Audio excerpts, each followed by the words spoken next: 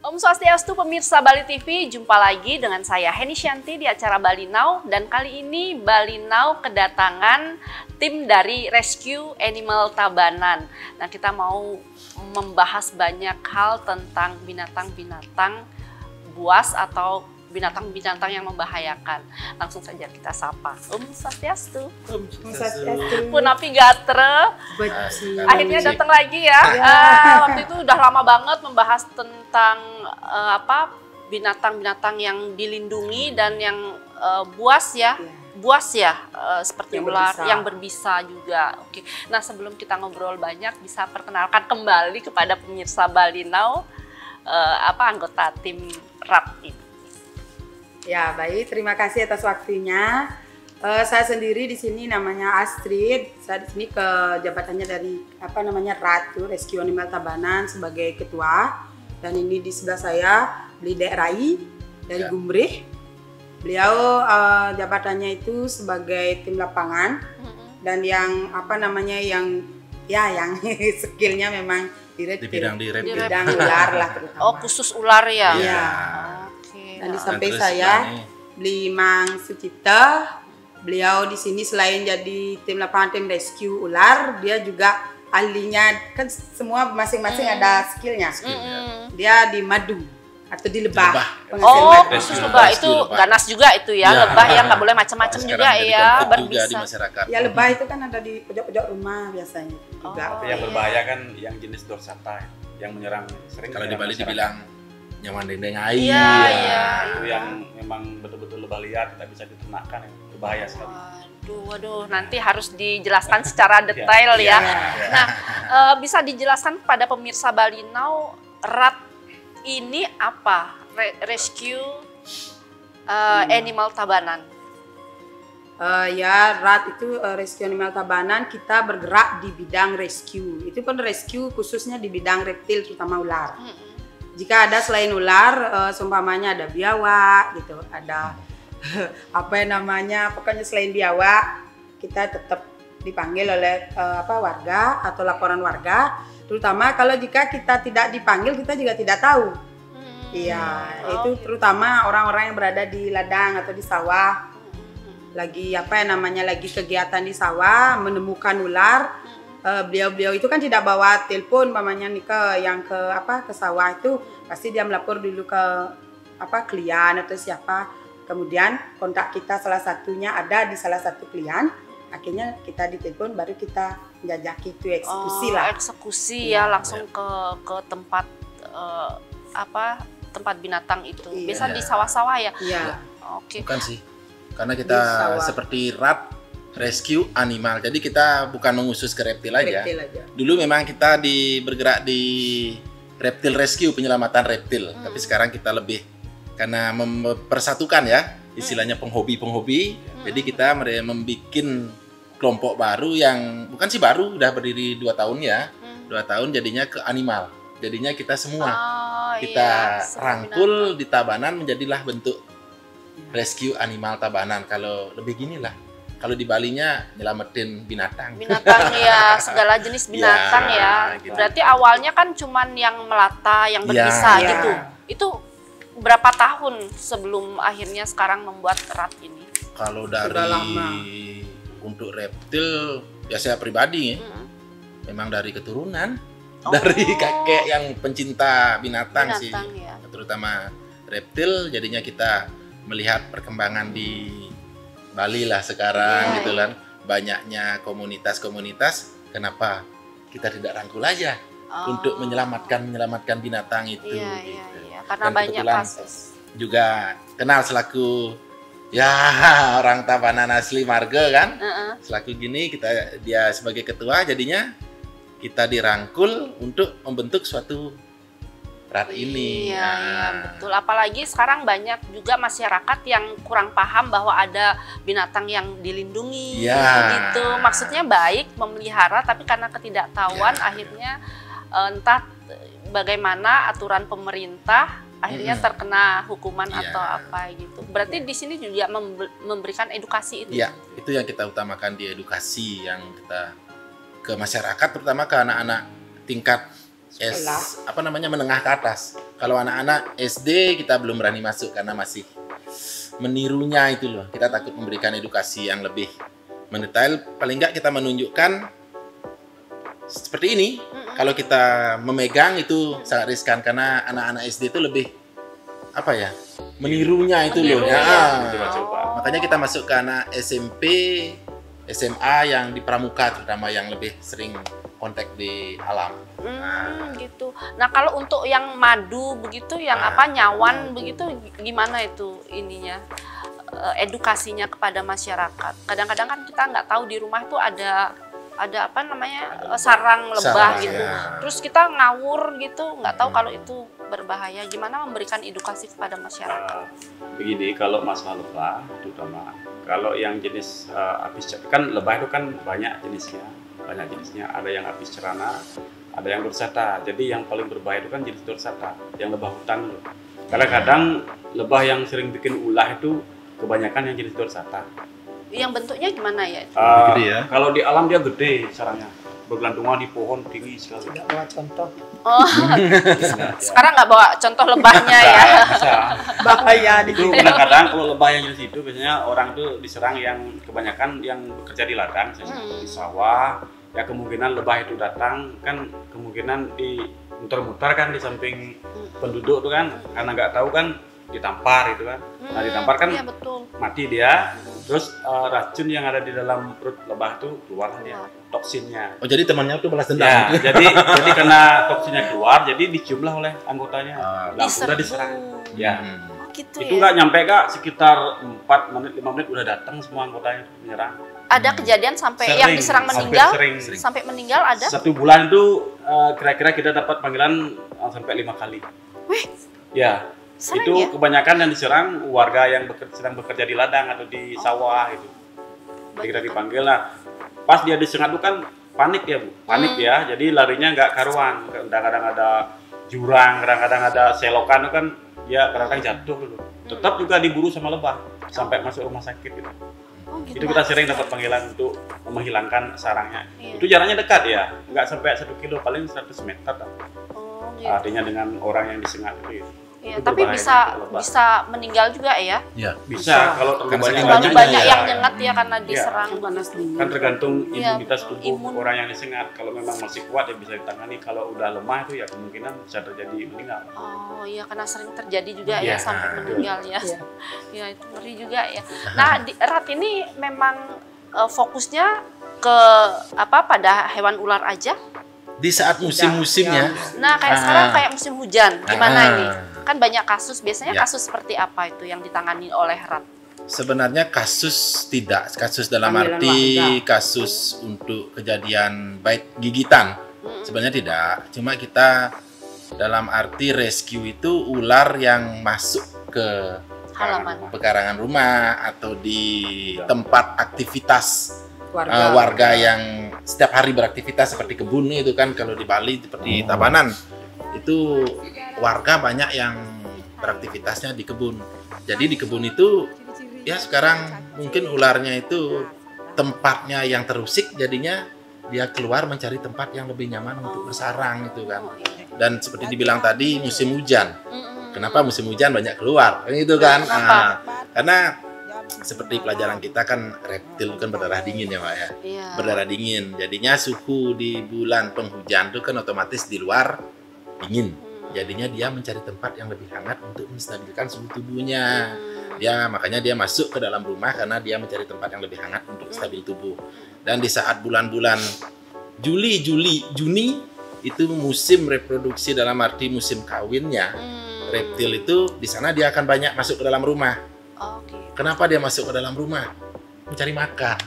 Mungkin di rumah itu ya maaf ya banyak ada tumpuan menjadi tempat sarangnya tikus yang menjadi makanan ular itu, jadinya pasti dia akan masuk ke dalam rumah itu gitu. Itu udah musim-musim sekarang ini, saat musim bulan Maret, Februari, Maret, April, Mei nggak ada. Nggak ada sama sekali kita panggilan. Kemarau ya. Jadinya ya seperti binatang lain juga, saat dia musim itu kemarau dia pasti akan masuk ke tempat yang lebih tinggi, masuk ke dalam hutan. Jadinya kita di sana nggak ada panggilan. Iya. Jadi kita santai. Mungkin ini yang tugasnya. Iya, di gitu. musim-musim penghujan Iya. ya justru yang lebih ramai. Selain edukasi edukasi sekolah-sekolah yang dibahas di Mabude itu kita juga ke desa. Desa-desa karena kita nanti akan diajak sama BKSDA Bali, kita kolaborasi. Kebetulan kami sudah berada di bawah naungan BKSDA Bali. Nanti ada salah satu pembina di sana dan penasehat umum juga. Kita kan anggotanya yang di bawah. Setiap desa itu akan dikasih selembaran surat-surat untuk jadwal-jadwal. Dari awal 2025 akan jalan. Dan kita akan menjelaskan karena pihak masyarakat seperti kasus kemarin itu, pihak masyarakat itu semua komplain lah biasa, netizen dan lain-lain. Mana binatang yang dilindungi atau tidak, dan kami jika memelihara binatang yang dilindungi atau satwa liar yang dilindungi itu apakah ada izinnya atau tidak, kamilah yang turun nanti gitu, kami ditugaskan dan kolaborasi lah. Oh, berarti memberi edukasi, sosialisasi gitu ya, penyuluhan kepada masyarakat biar paham. Oke. Baik pemirsa, usai jeda kami masih akan membahas tentang binatang-binatang melata dan binatang-binatang buas lainnya. Jangan kemana-mana, tetap di Bali Now. Baik pemirsa Bali TV, masih bersama Bali Now dan masih bersama Rescue Animal Tabanan. Kita masih membahas tentang binatang-binatang yang ada di studio ini. Cukup membuat saya merinding-merinding gimana gitu, karena di sini ada king cobra, kemudian ada cobra juga, terus ada ular yang hijau itu apa tuh Bu Astrid? Viper ya, ular hijau ya. Kemudian ada itu yang kecil-kecil yang baby ini maknya nih ya, itu yang baby cobra dan ada telur-telurnya juga dibawa ke studio. Nah, Mbak Astrid, ini kan banyak pasti laporan kepada RAT bahwa kejadian ular lah apalah. Kemudian ada juga nggak kayak monyet gitu? Ada kasusnya? Ya. Waktu ini monyet kan itu masuk ke Puri, salah satu Puri di Tabanan, di Marga, Puri di Marga, Puri Belayu. Kebetulan tim Tiang Ngaji ada di sekitar Belayu tinggal kan gitu. Dilaporkanlah dari warga, dari orang Puri, dari Penyeruan, ditelepon. Saya suruh hajinya ke sana langsung. Langsung di sana ternyata monyetnya itu memang monyet ekor panjang. Bedanya?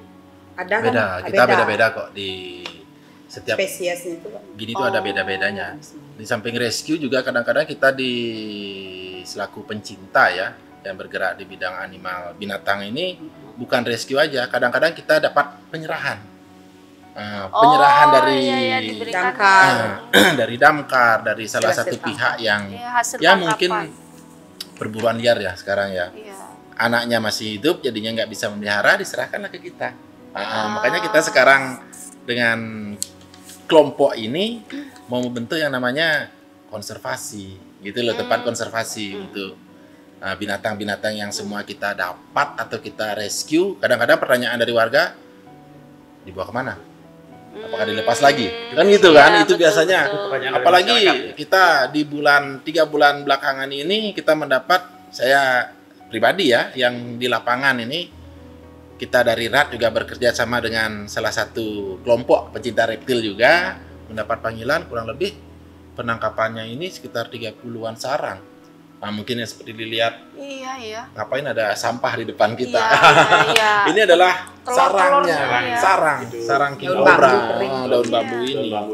Itu dah kita 3 bulan ini mendapat hampir, boleh dibilang lumayan, ribuan telur yang kita dapat. Itu udah pertanyaan warga, mana dibawa? Jangan-jangan kita disuruh bilang melepas kan, padahal pekerjaan kita nih boleh dibilang sosial, digaji enggak, dibilang melepas lagi.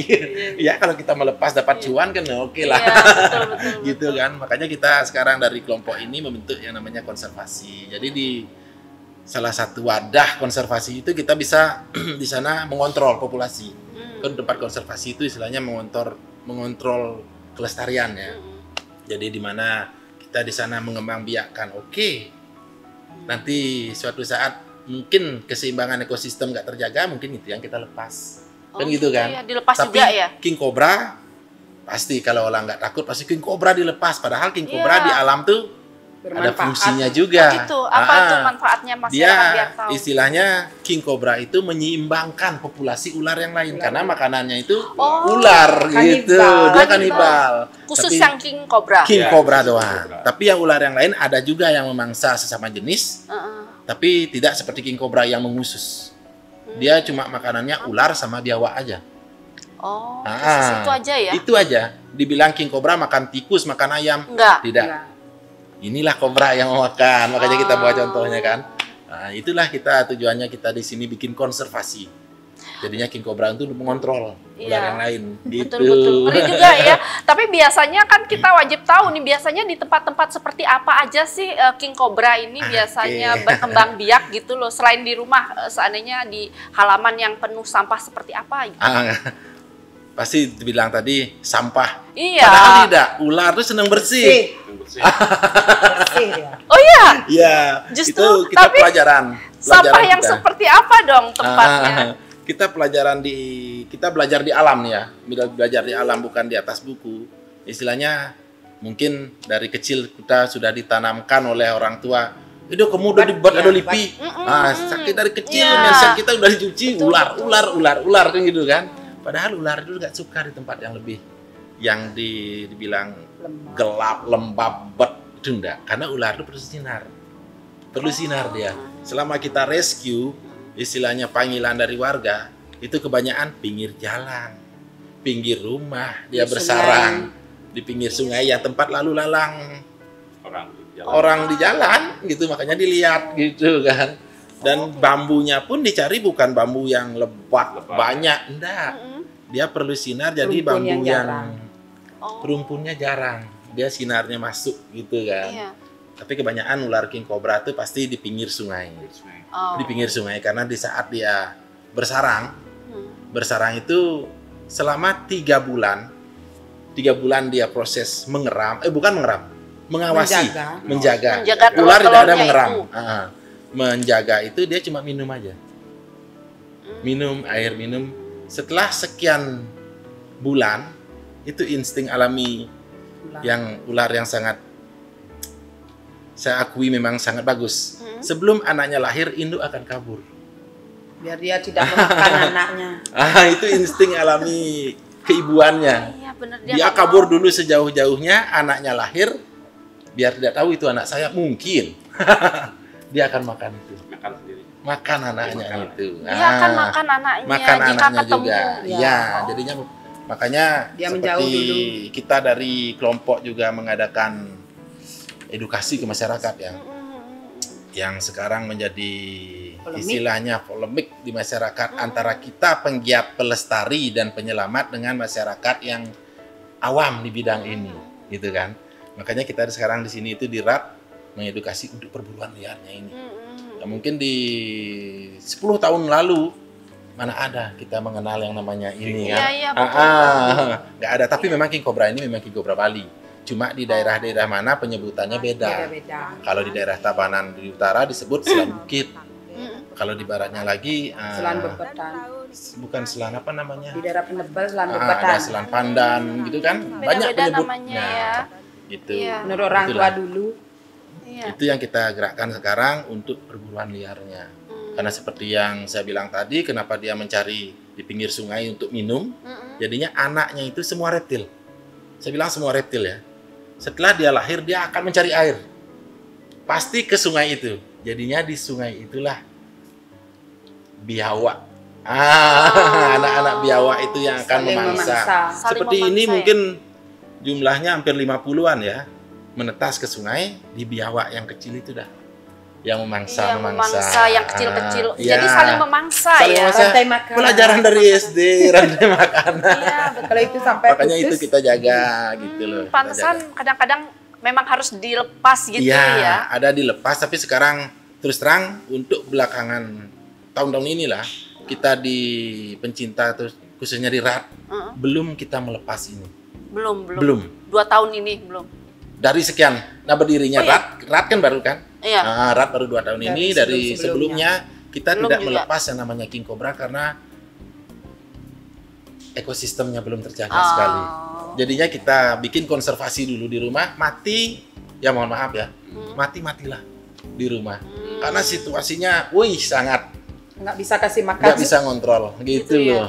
Sampai berapa sekarang ada di Kalau Rat? di Ribuan. rumah, Ribuan. telurnya itu sudah ribuan. Kalau netas indukannya itu sekitar 30-an. Kita bikin kotak untuk gitu aja. Iya, Tak sekarat. Karena kita lepas, kecuali yang jenis hasil rescue yang menjadi sahabat petani, oke kita lepas. Karena ular itu kan ada yang namanya sahabat petani kan. Iya, Makan betul, tikus, betul. ya. Ya, karena dia kan memangsa. Nah, itu kan Tikus. dia sudah merasa terancam. Oh, berarti kalau terancam dia akan mengembangkan. Ya, itulah sensornya mulai bekerja. Tadi kan Sensornya mungkin mbaknya lagi nervous, lagi duduk aliran panas tubuhnya lah yang dia tahu kalau saya tuh. Ngeri juga ya. Ya karakter ular semua beda. Kalau ini diganggu baru dia mati. Kalau dia tidak ganggu dia akan tetap diam gitu loh. Diam. Itu ular. Makanya tidak ada kasus. Untuk king cobra itu nggak ada, malah lebih Paling parah yang viper seperti ini. aja. Yang ini paling Ular hijau yang ini Yang lebih hijau parah. ya. yang paling banyak. Seperti di Bali dibilang kliab lipi gadang. Oh, nah ini. Ah, ini Ini dong. gadangnya ini yang lihat-lihat nih, diam-diam Mungkin moyong ada berarti seperti ya. Lipi gadang Oh, gitu iya loh. iya. Dia kan diam. Nah, dia kan diam Kita tuh. tidak akan menyadari kalau kita masuk ke wilayahnya dia. Dia tergantung ekornya ngebait Dia kan ular pohon tuh. ular pohon kan. Makanya kita tuh sering mengarahkan ke petani atau warga Pakai untuk safety. safety. Apil. Nah, kadang-kadang kita yang Iya. ampah ke ladang untuk mencari gini. Inilah ranjau istilahnya di kebun. Kalau king cobra sebelum kita masuk ke wilayahnya dia, king cobra itu kan mempunyai teritorial wilayah. Iya. Sebelum kita masuk dia duluan os. Oh, Jadinya kita waspada. Menjaga udah diri tahu, dia. iya. Sudah dikasih peringatan. Iya. Kalau Belum kita main. diam dia kabur. Oke, gitu. berarti kalau memang dia nggak diganggu, dia sebenarnya nggak, Nggak cuma mengganggu. dia menakut apa ya? Cuma karena namanya aja rajanya Raja. ular. Karena dia kanibal. Berarti lebih bahaya mana dong yang lipi gadang Kalau itu bahaya apa? oke. Ini king ini cobra. ya. Oh, king cobra. Tapi untuk di alam ini yang lebih kita harus hati-hatiin. Ya. Melihat lipi gadang. Dia diam di pohon berkamuflasenya bagus sekali dengan daun kan. Hampir sama Hampir gitu ya? sama. Tas Oh. gitu. Nah, bisa dilihatin nggak telur-telur ular Oke. itu buat masyarakat di luar sana biar tahu kalau lihat di sawah entah apa seperti ini loh. Telurnya kobra. Ya kita rescue juga kita memakai safety ya seperti Safety glove, kita penjepit seperti dan dilihat di sana tuh Tetap kan, juga ya ya. di sini membawa safety ya untuk alat-alat. keselamatan, untuk menjaga diri. Nah, itu Kenapa mesti dua? Berperbedaannya. Perbedaan kan. Kalau baru keluar, baru keluar ya. ini akan lembek seperti ini. Oh, ini yang baru keluar ya. Ini yang baru lembek, jadi embrionya tuh masih kecil. Jadi sekian bulan dia akan mulai seperti ini. Mengeras artinya di dalam itu sudah mulai terbentuk embrio itu menjadi besar. Setelah itu kempes lagi, baru dia akan keluar. Nah, inilah. Tapi ini telur king cobra. Kalau telur yang lain tuh beda-beda jenisnya. Ada yang lebih lonjong seperti piton, dia lebih gede. Iya, betul. Dan satunya yang beranak ini. Oh, Dia itu tidak bertelur. Dia tidak kalau bertelur. dia ovovivipar ya. Oh, Di dalam iya, tubuhnya iya. dia. Karena sudah diciptakan oleh beliau, Iya. dia tempatnya di pohon, di mana dia naruh ular iya, telurnya, jadinya iya, dia betul. breast. Oh, berarti yang ular hijau itu beranak ya? Ya beranak ovovivipar dia, di telur di dalam seperti anaconda. Anaconda kan di air kan, nggak bisa bawa telur kemana, jadinya dia mengeram di dalam tubuhnya, jadinya keluar itu. Nah inilah alam. contohnya, dan Ciptaan seringnya untuk king cobra itu pasti di bambu, di daun bambu.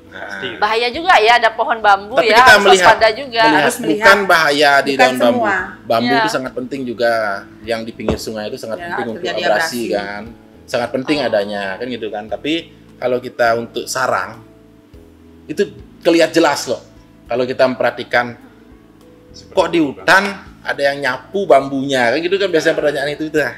Karena dia akan memakai ekornya untuk menyapu daun-daun kering Daun-daun ini. itu. Jadinya Obat kelihatan sarang. bersih di pinggirnya. Ya. Dia akan membawa ke dalam di seperti gundukan Rapi gini, lah. rapi sekali. Oh, justru Gitu. di tempat yang sangat rapi, Sangat bersih, rapi, bersih. gitu, tidak yang lembab, Ya, yang tidak. kotor. Makanya kelihatan kalau kita nangkep di daerah Tabanan, kenapa di Tabanan penyebarannya sangat banyak? Karena di sana tuh memang alam masih bagus. Beda dengan Ya maaf ya, di daerah lain mungkin suhunya terlalu panas dan air juga sudah tercemar gitu kan. Beda ya. Beda. Karena saya selama rescue ya boleh dibilang puluhan tahun lah. Di daerah yang tercemar bisa kita lihat dari ularnya. Cacing. Setelah kita nangkep, kita periksa dulu, Mulutnya, banyak cacing, kita lihat airnya kotor. Kalau daerah Tabanan ke utara, daerah Jatiluwi, Baturiti, bersih sekali, karena mata airnya bagus gitu kan, bersih sekali dia. Gitu. Tapi berpengaruh nggak pada ekosistem binatang melata ini jika tempatnya tercemar, airnya sangat berpengaruh. Sakit dia, tumbuh parasit, parasitnya banyak. Ya itulah memang di alam kan seperti itu gininya. Tapi yang dibilang tadi, inilah yang mengontrol ular-ular lain ini. Tapi sekarang yang mengontrol dia sekarang sudah mulai punah karena ya itulah perburuan liarnya itu. Oh, biawak. Ya, biawak salah satu yang di gini kan, biawak. Mungkin masyarakat atau misalnya tahu burung bubut. Di Bali dibilang apa ya? Sawan hujan. Sawan hujan. Yang biasanya di sawah. Yang yang coklat tuh loh. Yang kayak ayam. Oh. Yang coklat itu adalah memangsa telurnya. Oh, memangsa telurnya yang begini. Seperti kalau yang udah anakannya itu burung hantu. Dan juga luwak rasi. Oh, luwak. Nah, itu yang memang perburuannya itu dah. Makanya itu yang punah, ini peringkatnya naik. Makanya kita di RAT sekarang bentuk konservasi dulu, edukasi ke masyarakat, seimbang, oke lah. Makanya ada yang memberikan kita kita lepas aja untuk ekosistemnya itu, menjaga itu. Ya boleh dibilang gila, sing mana apa, guys. Iya, si berat tapi juga kepuasan ya, kita. Tapi untuk kepuasan batin dan senang lah, hobi. Hobi kan juga. Kita menolong masyarakat. Betul. Karena mengurangi rasa ketakutan.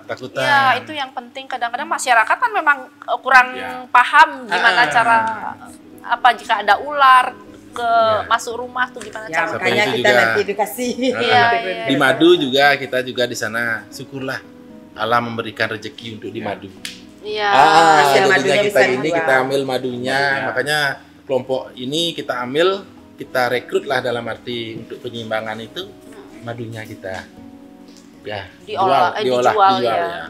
Untuk madu, memang madu murni alam. Iya. Tidak ada madu ternak, tidak ada.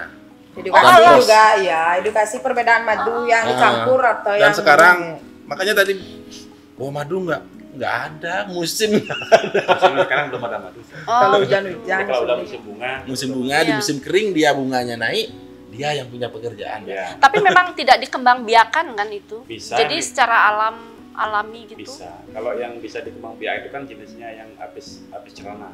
Yang Jadi lebah itu bisa bikinkan kotak. Itu yang bisa sama trigona atau kelelo istilah Bali itu bisa diternakan. Tapi kalau lebah dorsata yang lebah paling besar loh, nggak bisa, memang harus di alam. Harus di alam. Di alam. Itu dorsata lebah paling terbesar di antara semua jenis lebah, dia besar. Iya. Yang berbahaya, yang bisa yang menyerang manusia. Makanya saya setelah bergaul sama dia, ternyata tidak semua madu itu manis. Iya, betul. Setelah kenal dia, ada madu tuh pahit, ada madu tuh asam. Ternyata gitu ya. Tergantung bunga ternyata. Tergantung apa yang pernah saya makan madu tuh pahit sekali. Iya. Jadi tidak semua madu manis ya? Tidak semua. Tergantung vegetasi yang diambil sama lebah. Oke, berarti bolehlah kita bilang sepahit madu ya. Boleh. Cuma jarang ada yang belum pahit. Tapi itu lebih bagus kandungannya kalau dipakai konsumsi obat. Lebih bagus ya.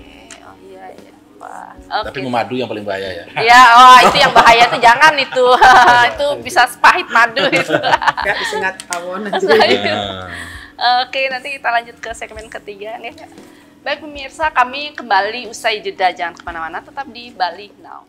Terima kasih pemirsa Bali TV, masih bersama kami, masih bersama Bali Now, bersama tim Rescue Animal Tabanan. Kami masih membahas yang berbisa-bisa pokoknya hari ini. Dan di studio luar biasa, ada king cobra, ada lipi gadang. Lipi gadang itu apa sih? Viper. Kemudian ada baby cobra. Waduh, lumayan jantung saya dari tadi duk karena ditemani oleh bangsa-bangsa yang benar-benar mengerikan buat wanita nih kayaknya ya. Aduh, geli banget sebenarnya. Tapi gini loh, kadang-kadang kita kan yang di rumah tiba-tiba di musim hujan gini tiba-tiba ada ular masuk. Iya, kalau bukan kobra gitu masih aman ya. Tiba-tiba kobra masuk, gimana caranya gitu? Kita pakai kayu pun takutnya nyembur, atau kita nggak tahu yang bisa nyembur kobra yang jenis apa kan nggak tahu. Gimana tuh untuk edukasi para masyarakat di luar sana? Untuk kobra yang dibilang tadi, mana kobra dan king cobra. Kalau di Bali dibilang lipi woh dan lipi selan bukit. Ya mungkin bisa dilihat nih, perbedaannya sangat jelas sekali. Mana itu king cobra dan ini kobra. Kalau kobra itu dia menyemburkan, bisa menyemburkan, bisanya racunnya itu kan. Bisa jarak berapa? Tergantung besar kecilnya. Kalau biasanya yang lebih gede itu bisa mencapai jarak 2,5 meter. 2,5 meter jauh itu ya? Lumayan. Tetapi jarak semburannya itu pasti mengarah ke mata. Dia akan mengarah ke mata seperti di ayam. Biasanya dia menyembur mata ayam dulu. Setelah dia menyembur mata ayam itu, otomatis ayam itu merasa perih. Jadinya dia mungkin ini ya pepesan gitu ya, pepesan gitu. Ada luka, jadinya bisa itu masuk ke dalam. Jadinya itu otomatis dia akan membuat induk anak ayam itu mati. Jadinya dia leluasa makan anak-anak ayam itu karena dia kan kecil kan. Kecil, paling mentok ukuran kobra itu ya 1,2 lah, paling mentok. Kalau king cobra perbedaannya itu dia tidak menyembur, dia lebih ke mematuk aja gininya untuk bisanya bertahan. Tapi kalau dia mencapai besarnya yang pernah kita rescue yang terpanjang itu oleh Pak Wayan Kobra, namanya tim kita yang dari Tabanan ya, yang mungkin udah dikenal, itu 5 meter. 5 meter. King cobranya. Ini king cobra tuh jarang sebenarnya dia kontak dengan warga, dengan orang itu manusia tuh jarang. Kenapa dia bisa masuk ke dalam rumah? Seperti yang dibilang tadi, dia memakan ular lain. Ular lain yang mencari makan, dia yang mengejar. Itu biasanya dia menyebabkan masuk ke dalam rumah itu. Kejar-kejaran biasanya ya. Sebetulnya bukan untuk memangsa, khusus untuk bukan. memangsa ya, kalau dia biasanya mengejar gitu. Seperti kejadian kemarin yang kita dapat rescue di salah satu tempat di Tabanan kan. Itu sampai masuk ke dalam kamar karena saking dia tidak memandang ular ini naik, dia masuk ke kamar orang yang dituju di dalam gitunya tuh. Itu jadinya dia menelpon kami karena jarak kita ke sana untuk menyelamatkan jauh. Jadinya kita memberikan kesempatan.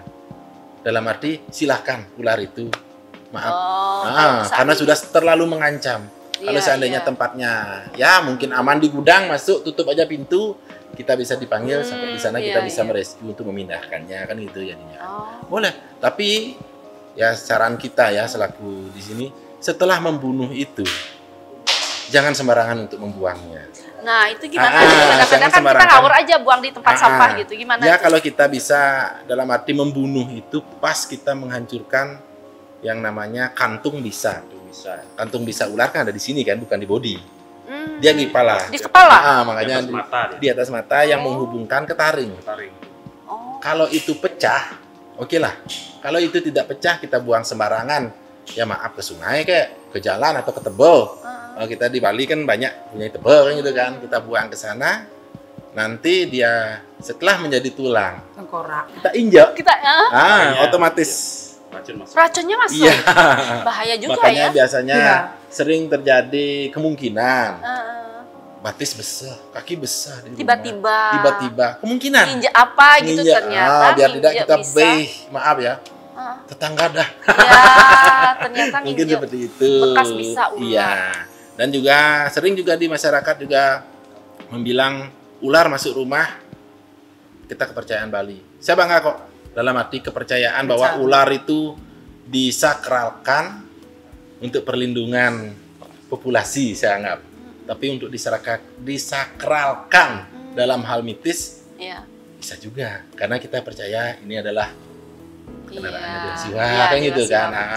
Tapi untuk mencegah dia masuk ke dalam rumah sebenarnya ada. Nah itu yang penting itu buat para ibu-ibu ya. Itu yang biasanya bersih-bersih di rumah, gimana dong caranya untuk mencegah itu gimana? Ya dalam arti kita di sini tuh pasti akan pernah kontak dengan yang namanya binatang-binatang ini kan, pasti sering.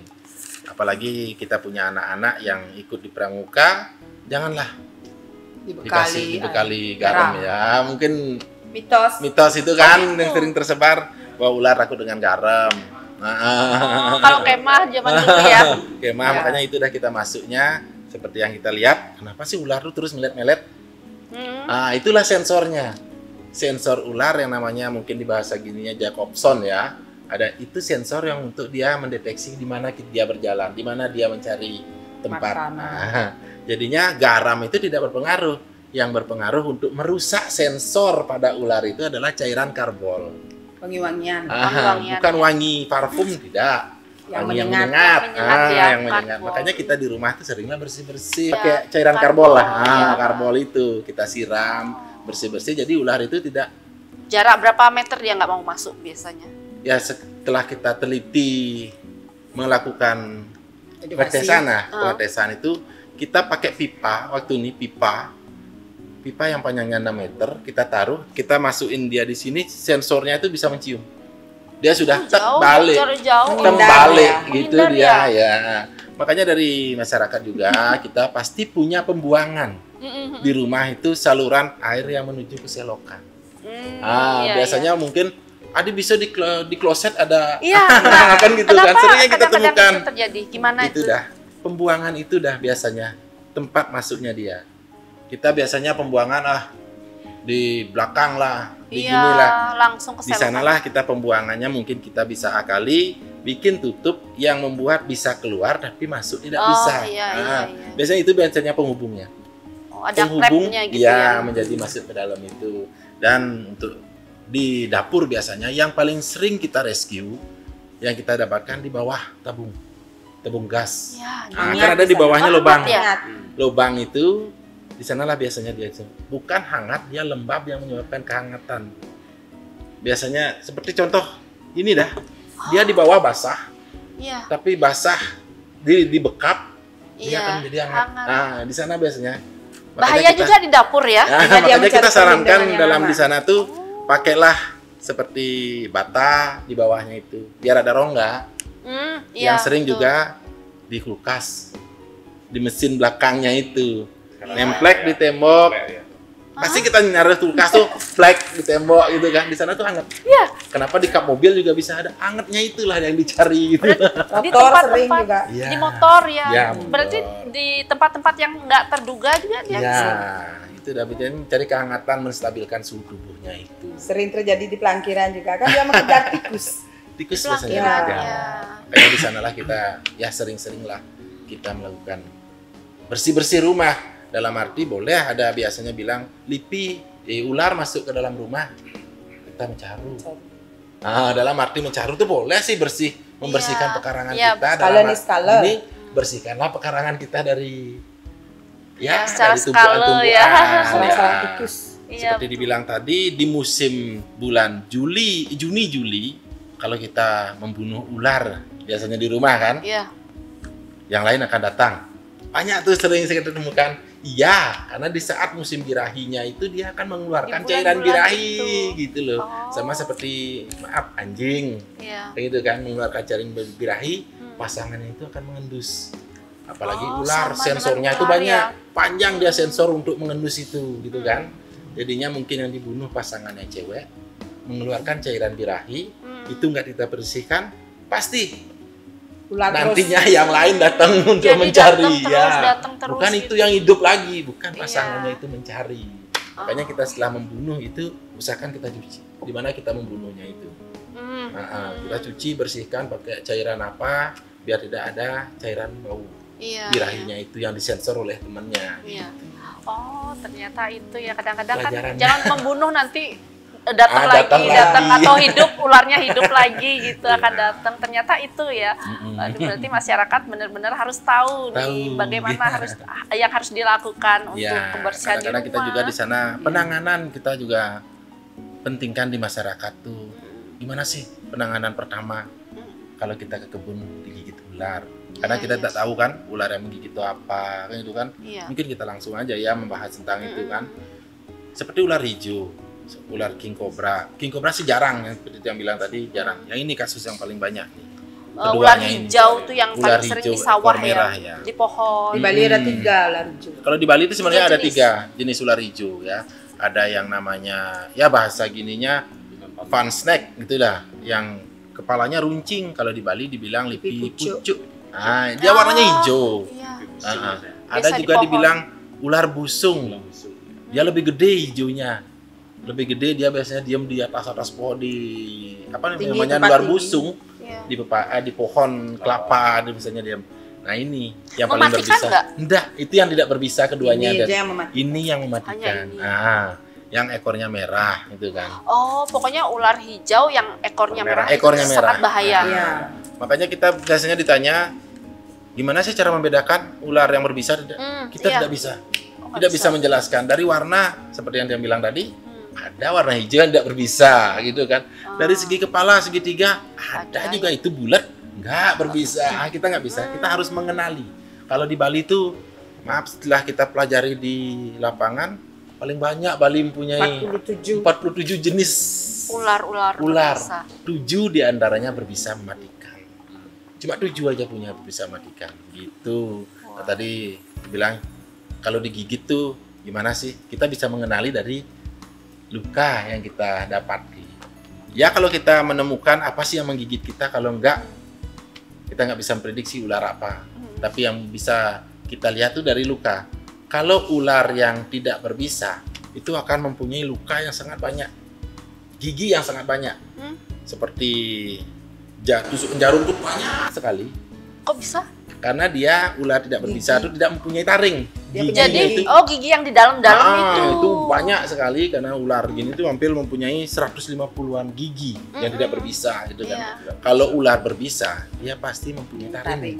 Hanya itu yang taring. Itu yang akan kelihatan jelas, 1 atau 2. Biasanya 1 itu kan meleset 1 gitu lagi lidahnya. Pasti ada 1 atau 2 titik yang lebih. Nah, itu yang jelas. Dan tidak berdarah dia. Kalau kita lihat luka itu, kita yakinkan itu ular. Biar tidak kita istilahnya. Biasanya gimana itu ciri-cirinya? Itu dah luka yang sangat lebih menjolok ya. Istilahnya dari yang lain, pasti ada luka yang lain ada. Tapi lebih menjolok itu 1 atau 2 itu. Yang titik, kayak titik, titik 2 itu. Yakinkan aja itu ular berbisa. Jadinya kita harus penangannya harus tenang. Otomatis itu harus tenang, kunci utamanya, karena kalau tidak tenang pasti jantung ya. Ya, otomatis. Oh, itu justru bahaya ya, jantung semakin berdebar. Makanya kita di lapangan sekarang istilahnya penelitian ya dari ilmu kedokteran atau apa, bahwa bisa itu tidak melalui pembuluh darah. Dia terstuck di kelenjar getah bening. Jadinya di sana penanganan pertama yang kita lakukan di hutan, kan nggak mungkin kita bawa perban atau apa kan? Kita pakai kayu seperti patah tulang, itu penanganan yang paling tepat. Lukanya itu harus ditutup. Mobilisasi. Ditutup tidak boleh, diikat kenceng pun tidak boleh. Biarkan Seperti ada kejadian roka. salah satu waktu ini yang kita juga kasus ya, kayak gitu gigit viper, Niko lebih menjolok, 2 dibilang kobra. Kita cek ke sana, kita lihat lukanya, kita lihat darahnya keluar, kita yakinkan ini bukan king cobra. Ya itu pelajaran kita lah yang sudah memahami tentang itu gitu kan. Karena bisanya ini neurotoksin, ini istilahnya hemotoksin, dia merusak sel darah. Jadinya darah kita itu cair. Cair gitu loh, seperti nggak kental. Warna gitu dia merusak sel darah merah kita. Jadinya dia di luka itu terus keluar seperti air gitu. Yakinkan itu viper. Kita cek di mana dia kegigit, kita temukan, dan ibunya itu meninggal. Itu di Kerambitan. Jangka waktu berapa? Ya, di Kerambitan, itu dia di 3 Penaruan. bulan lalu. 3 bulan lalu di Penaruan ibunya itu kegigit. Ini dengan cara penanganannya dia terikat kencang. Karena terlalu kencang diikat oleh berapa jam setelah digigit atau berapa bulan setelah digigit? Nah, dia berapa jam? Beberapa jam aja? Iya, karena itu udah diikat kencang. Memang betul dia dibawa ke rumah sakit, tapi diikatnya kencang, jadinya pembuluhnya itu pecah. Udah membiru. Membiru, tidak bisa diobati. Gitu, saking paniknya dia. Nah, makanya kita digigit ular tidak berbisa, efeknya pun bisa seperti ular berbisa, karena saking paniknya kita, saking takutnya itu bisa menyebabkan rasa mual, pusing, pingsan, gitu loh. Jadi harus bagaimana dong seandainya tiba-tiba digigit? Makanya seperti dia bilang tadi, kita lihat lukanya itu dulu, Berarti kalau udah 2 atau satu kita harus tenang. Itu kunci utama, harus tenang. Oh, nggak usah Nggak usah di Oh, bandit. nyanyi boleh gitu ya. Diikat, Aduh, ngeri di juga bandit tuh boleh. Tapi biar ada isinya istilahnya. jangan tegang lah, jangan tegang tuh panik. Bila perlu pakai kayu untuk biar tidak gerak. Seperti baju ini masukin aja tangan, teng, seperti patah tulang. Semakin banyak bergerak, semakin cepat mengumpat ke jantung. Itu utamanya. Kalau ada teman atau gini, lebih baik kita. Kalau di kaki, gimana kita nggak jalan? Ya pakai teman lah, biar gak bergerak ini ya. Pokoknya seperti patah tulang. Pokoknya tidak boleh bergerak. Bergerak, tidak boleh panik dan jangan dibawa ke atas dan jangan disedot. Biasanya kan ada yang menyedot kan, dibuang. Iya kalau kita keadaan normal, kita semua pasti punya masalah di gusi ya. Kadang-kadang ya. Kita sedot masuk saraf, oke. Oh, Saya yang kegigit, ya? bapak yang nyedot. Bapak. Oh, malah yang digigit enggak apa-apa. Gitu. Makanya kita harus mempelajari, harus tahu penanganan yang itulah tepat. kita edukasi ke masyarakat. Jadinya kita safety lah yang kita utamakan. Walaupun saya dibilang ahli lah, dibilang ini, kalau ahli sih enggak ya. Kita masih tetap belajar, tetap kita pakai seperti safety seperti ini. Tetap harus menggunakan peralatan-peralatan ya seperti hari apes nggak ada di cleaner. Iya, hari naas nggak ada di cleaner. Tetap kita harus walaupun sudah biasa kayak Bu Astrid juga sudah biasa berteman dengan kobra-kobra bertahun-tahun. Sudah pernah kan digigit? Digigit juga sudah pernah ya. Iya, tapi tetap harus safety ya. Safety. Oke. Aduh, baiklah. Jadi apa nih harapan kedepannya para tim ini untuk RAT? Ya, mungkin harapan kami dari warga khususnya dulu ya, kita bisa bekerja sama dalam arti, ayo kita menjaga ekosistem dulu, istilahnya seperti dibilang tadi, saya melarang bukan arti untuk keburukan ini, untuk kebaikan kita bersama kan, untuk biar gak ini berkembang. Kita harapan dari masyarakat tuh perburuan liar dulu. Nah, kalau harapan kita dari bapak-bapak, mungkin ya kita disupport, istilahnya bikin keinginan kita satu-satunya adalah bikin konservasi. Itu yang kita inginkan, konservasi di sana istilah menjadi wadah kita untuk menampung dulu, setelah ini istilahnya bisa kita kembalikan lagi ke alam. Ada masyarakat yang seperti memelihara sesuatu yang tidak berani, kita yang melihara dulu sebelum kita kembalikan lagi ke alam. Itu yang harapan kita. Itu yang terpenting, ya. Iya. Karena kita hobi seperti sekarang, hobi tidak diimbangi dengan gini ya, tetap harus ada dana ya di balik itu ya, karena dan juga alat juga ya. Alat-alat yang sangat kita pentingkan seperti tim kita di Lebah harus APD-nya itu. Walaupun dia kebal, dibilang kebal sehingga imun tubuh ada turun, dia kegigit ya otomatis itu kan tergantung imun tubuh ya. Kalau mungkin pas imun kita lagi drop, pasti kira racunnya menjalar cepat ya. Oh, jadi makanya kita perlu APD gitu kan, karena alat-alat untuk safety itu lumayan. Harganya sangat lumayan sekali. Ada puluhan soalnya di lapangan. Kita dari setiap kabupaten, kecamatan, sama kita ambil penghobi, makanya kita pemburu terutama dulu. Kita rangkul. Kita ambil pemburu yang biasanya berburu itu, kita sedikit demi sedikit kita ajari dia. Oh ternyata ini ya, malah dia ini dulu maaf. Ya. Ikut di pemburu berdarah dingin. Berdarah dingin. Jadinya kita ya didik lah gini-gini, jadinya dia paham, oh ternyata seperti ini.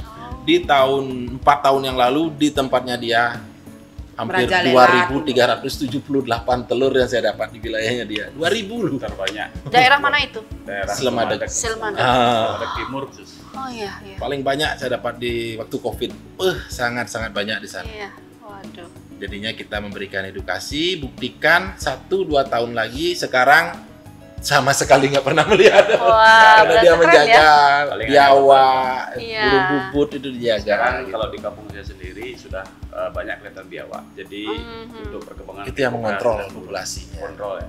Iya, keren. Sekarang malah dekat daerah-daerah sudah mulai membaik ya. Iya. Karena masyarakat juga jangan salah paham. Ini kan banyak tanah-tanah yang terjual tuh, yang jalur-jalur hijau, Nah, itu kenapa dia banyak ular sekarang menyebar masuk ke dalam rumah, karena itu ya seperti daerah Canggung Munggu itu karena rumahnya dia diganggu. Dalam arti karena gini sudah juga. tergusur oleh Iya. beton-beton gitu ya maksudnya. Sering Rumahnya masyarakat yang lebat kita ganti juga bikin tempat Pilar. kita, tapi kita membikin taman yang ada lampu. Itu biasanya.